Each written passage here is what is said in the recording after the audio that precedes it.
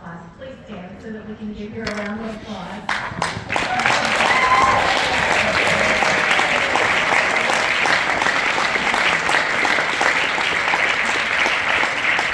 This group of leaders has kept us having an amazing time throughout this past 8 months. They have worked with their leadership circles, with alums from our Leadership Arlington program. They have worked on skill building from a variety of different community leaders, everything from team performance modeling to networking to building trust.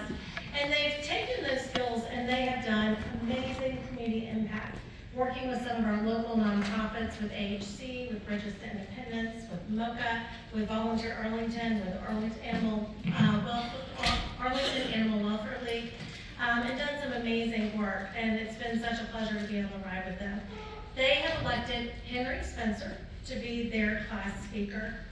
Henry is a 7-year firefighter in Arlington County. Currently, he's an instructor in their academy where he mentors and trains the next generation of firefighters.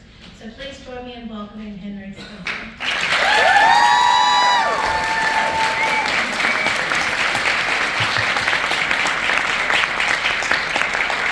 Good afternoon, everybody. Good afternoon.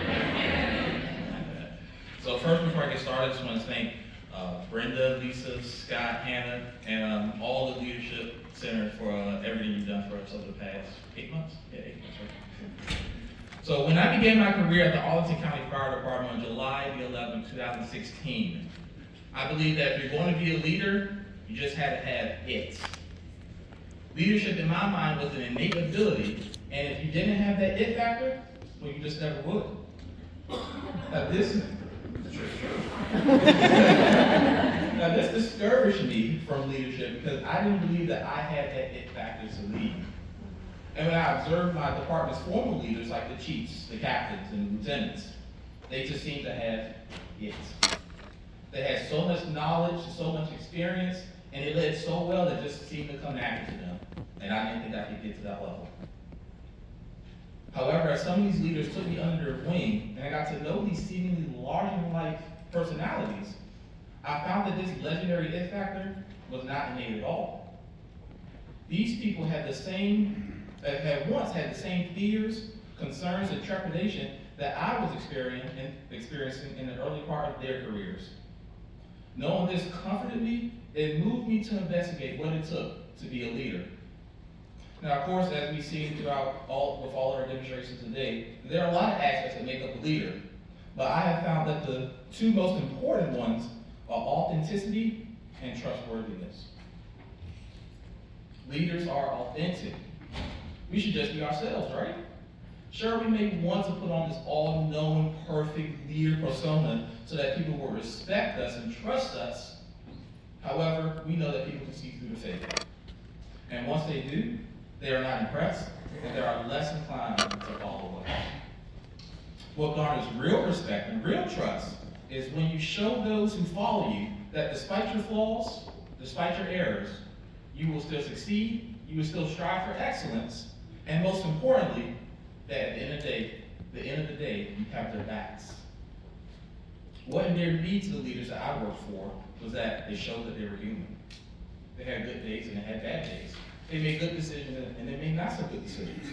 But because they were authentic and freely admitted their mistakes instead of hiding or minimizing them, I trusted them, I could see myself in them, and I saw that it was a possibility that I could be also capable as a leader. Leaders are also trustworthy. Now in the fire service, we put a lot of trust into the men and women that serve beside us because we know that on any given day, our lives will depend on each other.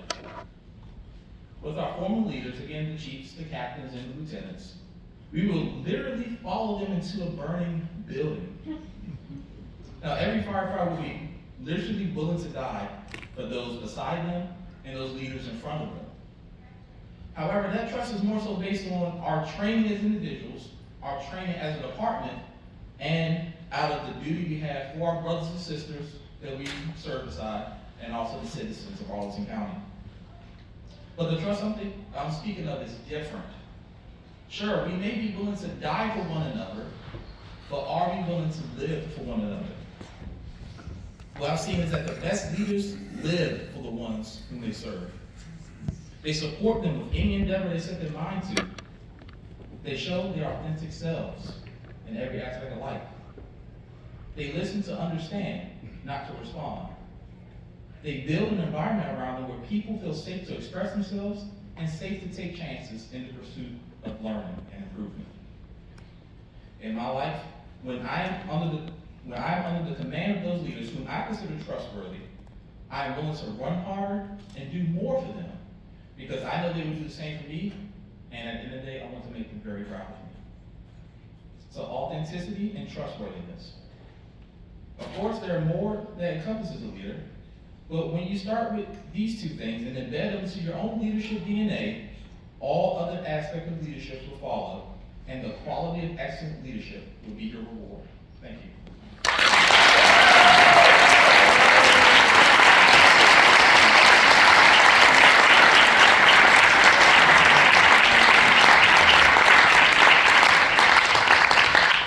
I truly think I have one of the greatest jobs around. To be able to listen and learn from these amazing, amazing individuals and these amazing cohorts is really a gift every single session. Thank you, Henry, and thanks to all of our class speakers for your insights and for your wisdom. We are incredibly grateful for our partnership with Dominion Energy. Certainly